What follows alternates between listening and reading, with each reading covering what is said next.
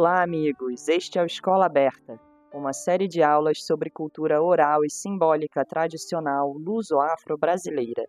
Nossas aulas são um convite para tocarmos temas do folclore, ideias populares, simpatias, manias e coisas que o povo diz. O culto do Divino Espírito Santo, que segue vivo de norte a sul do Brasil, diferente do que acontece em Portugal hoje em dia, é o motivo da nossa aula de hoje, pela ocasião de estarmos em maio, o mês dos festejos do Divino no Brasil.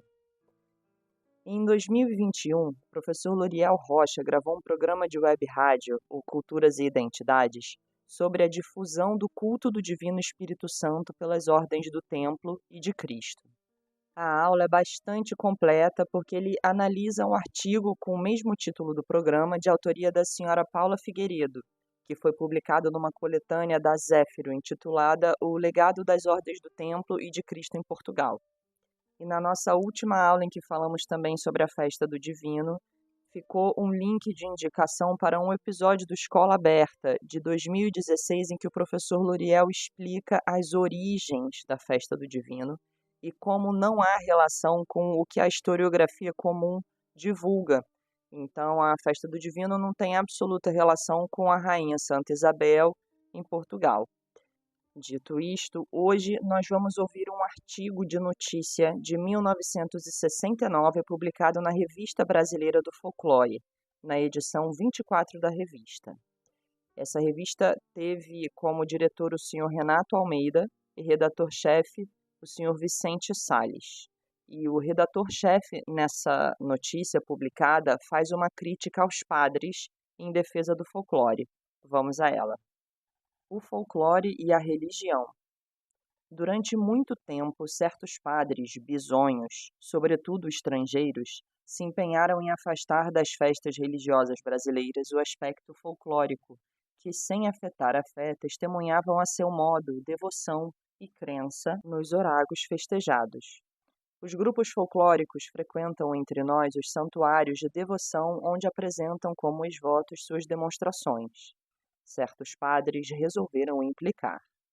Afinal, em 13 de junho de 1953, diante das delegações participantes do Festival Internacional de Folclore em Nice, recebidos no Vaticano, Pio XII, em memorável oração, mostrou que não se deve perder de vista que nos povos cristãos a fé religiosa e a vida popular formavam uma unidade comparável à unidade da alma e do corpo, e ajuntou o insigne pontífice.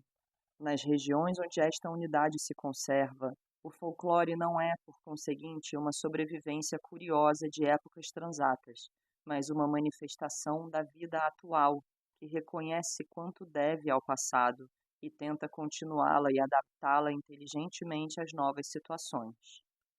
E adjunta com grande ênfase.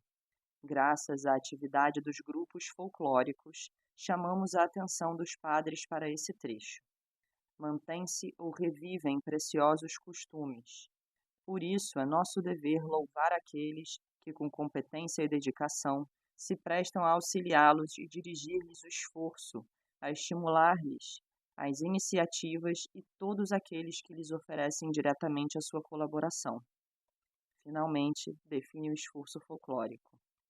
Proporcionar aos homens saturados de divertimentos tantas vezes falsificados e mecanizados o gosto de um desafogo rico dos mais autênticos valores humanos. Acreditamos que os sacerdotes, meditando em tais palavras, vejam o absurdo que cometem quando a isso se opõem. Absurdo religioso e social.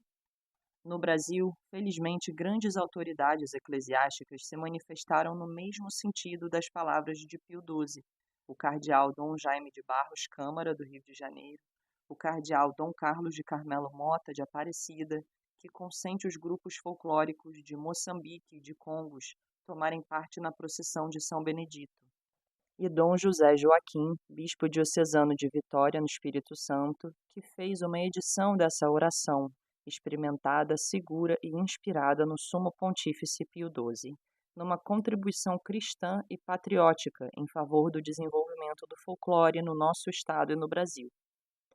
Estas considerações nos vêm à mente ao termos notícia de que o padre da paróquia da cidade de Ilhéus, na Bahia, manifestou-se contrário às manifestações folclóricas no ensejo da festa do Divino naquela cidade, uma das que em todo o Brasil se mantém mais vivas. Esse sacerdote que dizem de fluente eloquência deveria conhecer melhor a história da Igreja para saber que essa festa foi inspirada à Rainha Santa Isabel, em Portugal, onde ainda se conserva a atual. Aqui, amigos, eu interrompo a leitura do texto para fazer um comentário. Novamente vemos a menção à origem da festa do Divino ter relação com a Rainha Santa Isabel e ter sido inspirada por ela em Portugal, pois é bem provável que o padre soubesse que a festa do Divino não tem exata relação com a Rainha Santa Isabel. Retomando. Não venham dizer que o folclore contém também coisas maléficas, natural num corpo de cultura popular, mas a Igreja deve aproveitar o seu lado benéfico, sobretudo quando incentiva a devoção dos fiéis e lhes dá uma familiaridade com as coisas sagradas. O grande empenho da Igreja, sobretudo depois do Vaticano II, é aproximar a religião do povo, e não há de ser desligando-o das suas devoções religiosas que isso se conseguirá. E assim o autor finaliza seu texto. E quem tiver a sorte de estar por Paraty, no Rio de Janeiro, no próximo fim de semana, 18 e 19 de maio, pode aproveitar a chegada das folias à igreja matriz da cidade. E aqui vai um lembrete para que acessem o canal IMUB no YouTube com mais de 900 aulas gratuitas sobre os mais variados assuntos de cultura oral e simbólica tradicional. Obrigada, amigos, e até o próximo Escola Aberta.